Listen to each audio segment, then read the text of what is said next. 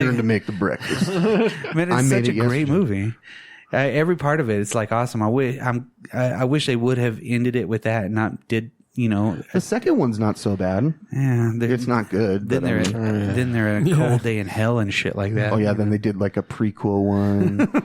Why wouldn't you? Well, then they had the Jamie Kennedy one where, like, he was a stunt bicyclist. What? Yeah, he was riding motorbikes and he's like, wow. Yeah, hitting jumps. Yeah, for catching real. that nar, bro. Well, that makes sense. What else are you going to do in the desert? Come on. Yeah. Well, this wasn't really. We've already made 5 movies. Yeah. Let's bring in Jamie Kennedy. Yeah, it's a Jamie Kennedy experiment. He'll bring all his friends with her, all his audience. Thank you for Mass 2.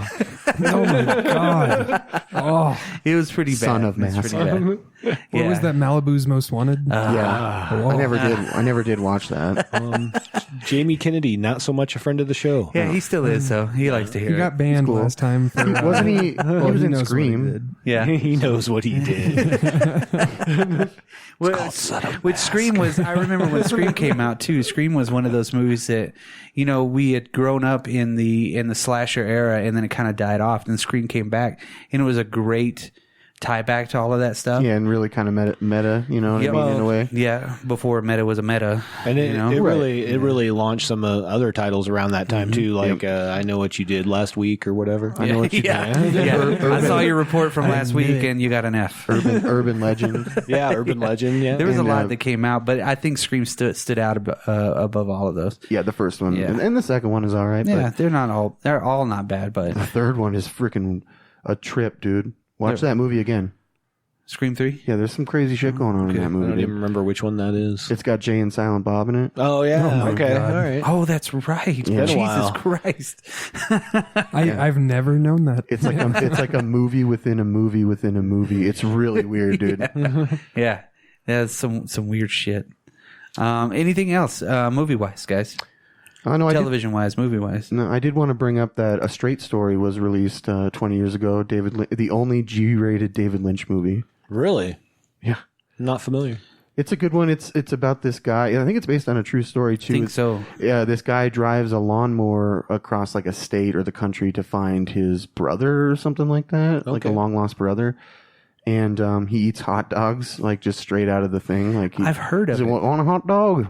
It's interesting. It's weird, but it is a G-rated Disney movie made by David Lynch. So I think that's worth checking out if you guys get it. If you can find that. That's interesting. Yeah. I'm still watching horror movies, because it's just right now, revisited Dawn of the Dead, gonna revisit Day of the Dead, and then I've seen Night too many times. But I do have with the Dead. But I do have a copy of Night of the Living Dead 1990, which I think is I love that movie. Probably the best screen adaptation or reboot of anything. Or remake. Yeah. I think it's the best because the way that Savini does that movie, he does not depart from it, and he makes it almost a little bit better than the original. Well, I love the makeup, and I love that she's not a catatonic idiot in this one. She's like a badass who finally she is that way for a little bit, but then she snaps out of it. Yeah, no, I love every part of that movie. Yeah, I really do. I like their throwback shots that they have for it. Have you seen it, Mitch? Have you ever watched Night of the Living Dead 1990? Not 1990. Yeah, it's a full 100% almost, like they do a lot of the same shot for shot scenes, right? Everything like that, but they follows the same like plot points and beats and stuff. And I am not, and I don't, and I think I misspoke when I said it was a little bit better than the original. Well, now that stands alone, and this one stands alone for the same subject and the same movie. They have their own time and place, and it was a great... Like the new Jumanji and the old Jumanji. Yes. Yeah, I would really put that in there. But that's a sequel, though. Yeah, but that one's a sequel, but it does update the mythos of Jumanji. There you go. It brought it into the 90s from the 60s. Yeah. You know, right. Which the new Jumanji is fucking hilarious. Yeah, too. actually, I couldn't believe it. I was so resistant, and then I watched it, and it's amazing. I still haven't watched it. Yeah, I'm going to be that nerd. Good. Yeah, Weirdly it's funny. Good. I'll put that on my list of 100 movies I want to watch. Yeah. It's not at the top. Yeah. I'm surprised it's only 100. If I had like 6 months off, that's probably all I would do is watch movies and nothing else. Absolutely nothing. And eat. Well, I mean, that's a necessity. So. Yeah. Is it though? Is it? But you know, is it wrestling corner time? We want to talk about comic books real quick? You want to do comic books before Wrestling Corner? Yeah, let's talk about that real quick. Shazam 8's been delayed. I only know some DC stuff. Shazam 8's been delayed. It was supposed to be out in August. It's a good book, though. I really like the artwork and how they're going with like more of the family thing. Joker Killer Smile is going to be out on the 30th. It is going to be in that stupid prestigious format. Same with the Question book. It's going to be in just a bigger book. Yeah, it's like a whatever magazine, 8x11 or whatever the fuck it is. I hate it because it's like, you got to buy a magazine bag and board, and I don't like it. I couldn't tell. But no, sir, yeah, I don't like it. Those are some Lee Meyer, and I like that stuff. So. Other than that, I don't really got any other comics. I think they're rounding out the Batman Who Laughs storyline for Superman, Batman, and all that now, which will be great when that's done. Not that it's not a great character. I think it's just a lot right now. It's just a little overexposed. It really is. And don't get me wrong, they have some cool storylines and whatnot, but I'm ready for something new. Sure. I don't know any other books other than that Spider-Man book I'm reading. The J.J. Abrams and Henry Abrams run. And I went back and bought a bunch of Spider-Man issues with Ben Reilly, like as the Scarlet Ben Spider. Reilly, yeah, the Scarlet Spider was pretty awesome. I like that costume. I like the identity. Everything I really like that too. Yeah, yeah. And then who was the Negative Zone Spider-Man? Was it the one that was all black and green? No, he was just straight black. I don't know. Yeah, what was that Spider-Man? He was like a Negative Zone, weird kind of Spider-Man. I don't know offhand. Yeah, Dusk or something like that. Sure. No, I don't know. But yeah, I always like the look of those. I like their play with the costume. I did pick up that independent comic Grendel. Oh, okay. The new one. It's different. We'll see. Yeah, the first one seems okay. What is it? Silver Surfer Black's going to wrap up here soon. Yep. So Donny Cates will be taking over Thor as well in 2020. Friend of the show. Friend of the show. Yeah. Friend of the show. We met him. Yeah. And I know him. They're coming out with a new event, The End or something. I have no idea. They're going to do another event thing. Of course they are. I like those sometimes. I like them when they're done well and that there's not 4,000 tie-ins you have to read. Yeah, now there's all these tie-ins. But like you can read Secret Invasion pretty straightforward in Civil War. And that's a lot of them, even if there are the tie-ins. Sometimes the tie-ins aren't quite as important, depending on the story. Fear itself was really cool. Siege was really cool. That's one where, spoiler alert, Sentry rips Ares in half. Yeah, it's pretty. That is pretty good. Siege shit. Like from the top down. Yeah, like, he just rips him in right rips him right in half. Gotta what? Gotta split the fucking half. Like a zipper. I think this would be like a wishbone kind of thing where one half's going to have more. It does, yeah. I thought you meant, whenever you said wishbone, I immediately thought of the PBS Kids show Wishbone. Oh, no. Not that. I was like, that's going to be a wishbone story? Actually, yes. Yeah. It's a wishbone, the talking dog that doesn't move his lips. It doesn't work for me. I can't do it. It was right before Carmen Sandiego, and there was nothing on. Right. Where in the world is Carmen Sandiego? Right there. I'm watching her. I found her already. They have a TV show that shows her location. Not very good at either way. I know. Maybe she should have hid with Waldo. Yeah. Yeah. I digress. He can hide in a crowd. That son of a bitch can. That son of a bitch can do Fucking it. Waldo.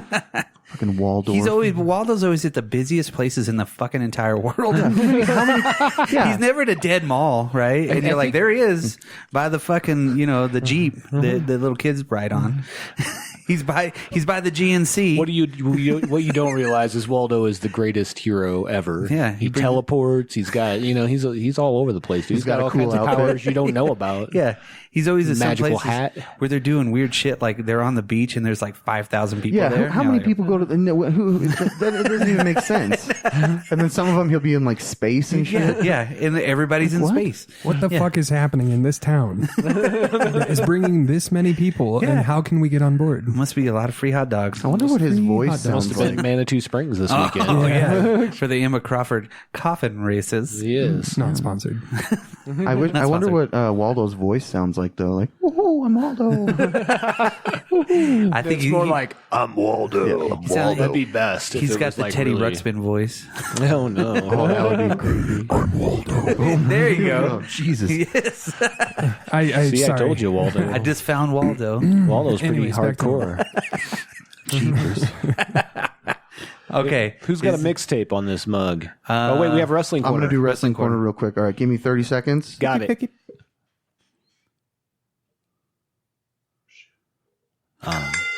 All right, so this week we had AEW on TNT. It was pretty sweet because Cody Rhodes came out and called out Chris Jericho, and they even made fun of WWE. So that's pretty cool, and I really like AEW right now. It's getting a lot of fans going. WWE is going to be in Saudi Arabia on the 31st. Oh, I'm Halloween. definitely going to that show. Yeah, so they're doing a big thing. Like Tyson Fury's going to be there against Braun Strowman, and Brock Lesnar's going to take on another wrestler because they got to get that blood money. And women are not allowed there. That was a very good 30 seconds. Yeah. Wrestling Corner. That was awesome. That was right there, man. On the dot. Fucking, Yeah, that's man. crazy. Did you practice? Wait, did you have more? I mean, did you have more, or did you just like happen to? I don't know. We'll just do 30 seconds. That's all. Awesome. That's all we'll give Awesome. the corner to. I mean, I could keep talking, but it wouldn't be. New well, nickname, the Magician. Yes. Magician. The Magic Man. Magic Man. Okay. So who's got a mixtape? Anybody got a mixtape? Nope. Okay, because I always do. Yeah, you gotta do, do Brock. something. I'm always Brock. ready. Jeez, I'm come always If you on. don't have a name, we'll make one. Okay. All right. Quick Well, cast, quick tape. this is the Drop Culture Podcast Mixtape Volume 14. Now, that just seems like lazy writing. It is. It is. It is. You guys name it. I just put it together. Okay, number 1, I got Safe European Home by The Clash. Number 2, Long Tall Sally by not who you think it is. Oh. The 5, 6, 7, and 8s. Oh, sweet. Number 3 is In the Garage by Weezer, which Yes. great fucking album altogether. Thank you. Number For the glance. Yes, number 4, Monkey Gone to Heaven by the Pixies. Number 5 will be Digital Versicolor by Glass Candy, which is pretty awesome. Not familiar with that. No, not a lot of people are. But if you've ever seen Bronson, Yeah. you'll hear that song. Then we got I forgot what number we're on. Doesn't matter. Okay, then I got No Fun by Boots Electric. Okay. I love that record Yeah. too. It's another one that's just kind of different. Then I got Walking with a Killer by Kim Deal. Now this is not the one that was on the Breeders record. This is the one that she recorded by herself Okay. and released as a single. It's pretty awesome. That single is pretty kick-ass. You could still order these singles on vinyl on 45, and she sends them directly from her place. Nice. That's Which is awesome. actually pretty cool. So Might she's have to got do her- that. Just like all things with Kim, it's a Yeah. big deal. Yeah. Oh, I like what you did there. I like what you I did keep there. making that joke, and you guys keep going with it, so I'm going to keep doing it. Do it. Yeah, I think one of these days we're going to have to do a Pixie, or not a Pixies, but a Breeders podcast. Oh, okay. I really want to, That'd be a fun just one. because I think they're pretty awesome. After that, we got Dramamine by Modest Mouse, and then to wrap it up again, Shit Luck by Modest Mouse. Cool. So I like that one. was volume 14 of the Drop Culture podcast mixtape. That didn't really have any theme. No, it doesn't. No, Yeah. no, Just it's random. a lot of really cool songs together. So, yeah. Sweet. It's songs that Tarantino will not put in his movies. Yeah. All right. Done. He's friends with the 5, 6, 7, and 8s, but you know, hey. But he still They were wouldn't put him actually in, in their Denver movie. not too long ago too. Really? And I fucking missed it. I really wanted to go see them. To be honest, I don't know who they are. I'm sorry. Well, you seen Kill Bill, right? Yeah.